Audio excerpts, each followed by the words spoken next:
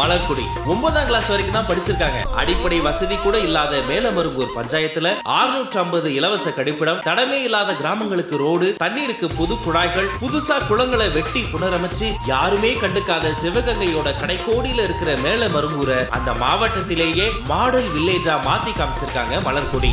வெள்ளந்தி சிரிப்பு, தலை நிறைய மல்லிப்பூ, மிடுக்கான நட, பெண்ணியமோடைய அடையாளமா இருக்கிற இந்த தன்னம்பிக்கை மனுஷிக்கு நிறைய ஆசை இருக்கு. வீட்டுக்கு ஃபுல்லா தண்ணி, மக்களுக்கு ரோடு, ரேஷன் கடை கட்டி கொடுக்கணும், முன்மாதிரியா கொண்டு வரணும்னு எனக்கு ஒரு ஆசை. மலர்குடி அந்த கருவேலங்காடு ஊருக்கு இவங்க தாங்க நம்பிக்கை மனுஷி. 9ஆம் கிளாஸ் வரைக்கும் தான் படிச்சிருக்காங்க. ஆனா இவங்களுக்கு பள்ளிகளை சீரமைக்கிறதுலயும் பள்ளிகள்ல சேர்க்கையை அதிகப்படுத்துறதுலயும் அலாதி பிரியம். அதனாலேயே அந்த பகுதி மக்களுடைய விருப்பமான மனுஷி.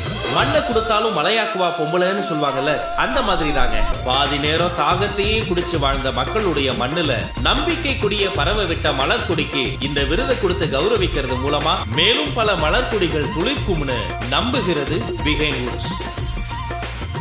என்னுடைய கிராமம் வந்து சிவகங்கை மாவட்டத்தில் ரொம்ப பின்தங்கிய கிராமம். எங்களுடைய மக்கள்கிட்ட எந்த வசதி வாய்ப்பு ரொம்பலாம் இல்லை. சுமாரான நடுத்தர குடும்பம் தான் எங்கள் ஊரில். நான் பிரசன்ட் ஆன உடனே நம்ம மக்கள்லாம் ரொம்ப திறந்த வழியில் போகிறாங்களே, உடனே இதை வந்து நம்ம வந்து திறந்த வழி இல்லாமல் ஆக்கணும் நம்ம பஞ்சாயத்தை. அப்படி கழிப்பறை கட்டி கொடுத்து 2 மாதத்தில் நம்ம பஞ்சாயத்தை கழிப்பறை வீட்டுக்கு வீடு கட்டி கொடுத்து உழப்பில் திறந்த வழியை போகக்கூடாது அப்படின்னு ஒரு முடிவு எடுத்து உடனே திறந்த வழியில் போகாத அளவுக்கு மக்களை புறம் லெட்டின் தான் போகணும், அந்தளவுக்கு எல்லாரையும் வெறிப்படுத்தி எங்கள் பஞ்சாயத்தில் வந்து ரோடு வசதியே இருக்காது. நான் பெர்சன்டான இல்லை, ரொம்ப வசதி. எங்கள் ஊருக்குள்ளெல்லாம் கருவதே இருக்கும், ஊரே பார்க்க முடியாது, அந்த அளவுக்கு இருந்துச்சு. நாங்கள் ஒரு டெலிவரி டைம் அந்த பொண்ணுக்கு வந்து வகுத்த வழி ஆயிடுச்சு. இப்போ நான் இங்கேருந்து போகிறதுக்கு 1 கிலோமீட்டர் போகணும். 108 அந்த ஊருக்குள்ளே வராது. கட்டில் வச்சுட்டே நாங்கள் அந்த ஊருக்கு கிராமத்தில் தூக்கிட்டு போய் பிரசவத்துக்கு போய் நான் டெலிவரி பண்ணிவிட்டோம். ஆனால் அவ்வளோ கஷ்டத்தில் ஏன் உடனே கலெக்டரை போய் பார்த்து அந்த ரோடு உடனே சாங்ஷன் பண்ணி கொடுத்தாங்க. எந்த அதிகாரியும் எங்கள் பஞ்சாயத்துக்கு வரமாட்டாங்க.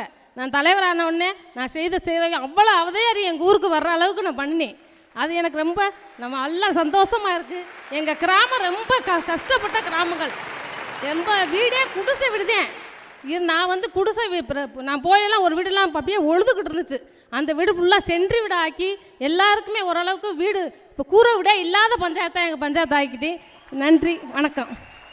மேடம், அதே கம்பீரத்தோட அதே சிரிப்போட எங்களோட ரேம்பில் ஒரு ஆனர் வாக் கெத்தாக நடந்துருங்க மேடம்.